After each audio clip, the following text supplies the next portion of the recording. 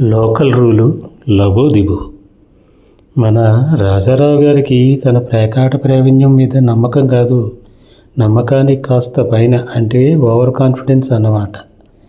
అడిగినదే అమ్మైనా పెట్టదు, అడగకపోయినా పేకాటలో అదృష్టం తన్నుకుంటూ వస్తుంది అనుకుంటూ ముంబైలో ఫ్రెండు రామారావు గారి అపార్ట్మెంట్ క్లబ్లో కూర్చున్నారు. అక్కడ ప్రెసిడెంటు, సెక్రటరీ లాంటి సొసైటీ పెద్ద మనుషులంతా చేరారు. మా నాయనకు చేతిలో ఒరిజినల్ జాక్పాట్ జోకర్ పడింది. అదిరిపోయే సీక్వెన్స్లు వచ్చాయి. ఆకాశంలో సూర్యుడు, ఆకుల్లో జోకరు. మన వైపు ఉన్నాక ఆట మనదే అనుకుని లోపల మురిసిపోతూ అవతల వాళ్ళ జేబుల వైపు జాలిగా చూస్తున్నారు. మిగతా వాళ్ళంతా ముఖాలు పీటముడులు వేసుకుని ఆటలు బాగోలేవు, డ్రాప్ చేస్తాం అంటూ ఉల్లిపాయలు కోసినట్టు నీరసంగా ముచ్చట్లు పెడుతున్నారు. ఆ ముచ్చట్ల మధ్యలో ప్రెసిడెంట్ గారి నోట్లోంచి ఏకపక్షంగా ఏదో 2 అన్న ముక్క వదిలారు. మన రాజారావు గారు దాన్ని ముంబై లోకల్ ట్రైన్ హార్నో అనుకుని లైట్గా తీసుకున్నారు. తీరా ఆట ముగిశాక రాజారావు గారు హుందాగా ముంబై వాళ్ళకి తన షో చూపించారు.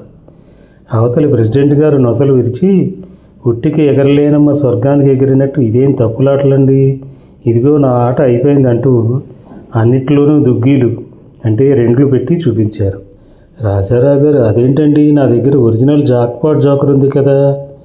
ప్రెసిడెంట్, మా దగ్గర అలాంటి ఇంటర్నేషనల్ రూల్స్ సాగవండి. ఎవరబ్బా సొమ్ము కాదు, ప్రెసిడెంట్ నోట ఏది వస్తే అదే జోకర్. ఇందాక 2 అని చెప్పానుగా. రాజారావు గారు పక్కనున్న పెద్ద మనిషితో, ఇదేం న్యాయమండి, మధ్యలో 2 అంటే జోకర్ అయిపోతుందా?